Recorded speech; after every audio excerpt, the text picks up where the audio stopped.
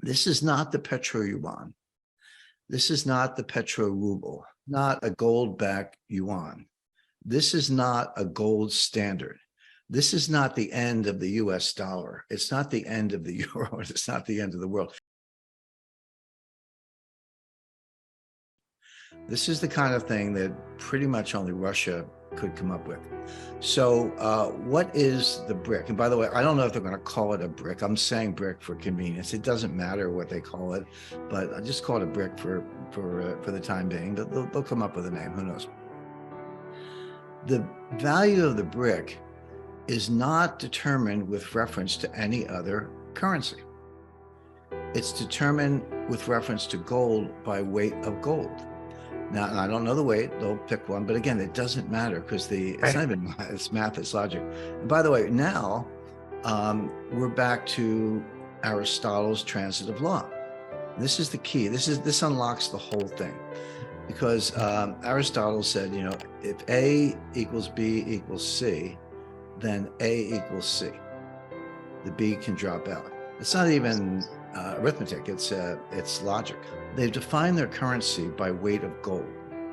Now, a weight of gold has a dollar value, right? So A equals B equals C. One brick equals one, could be an ounce or a kilo, it doesn't matter, call it an ounce.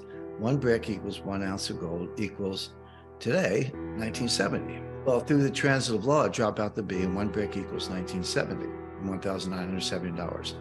But that's constant. I mean, that logic works for a moment in time, but it's not fixed, because the price of gold is going to fluctuate daily or minute by minute, right?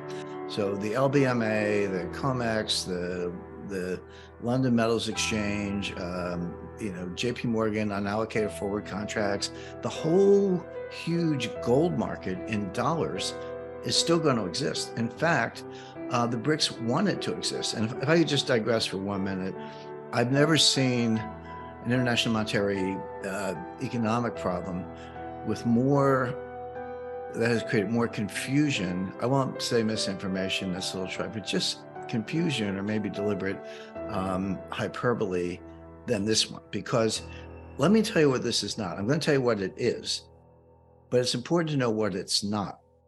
This is not the petro yuan. This is not the petro ruble, not a gold-backed yuan. This is not a gold standard. This is not the end of the US dollar. It's not the end of the euro. It's not the end of the world. It's not any of those things, but that's what everyone's running around on websites or whatever shouting about. It's none of those things. In fact, quite the opposite.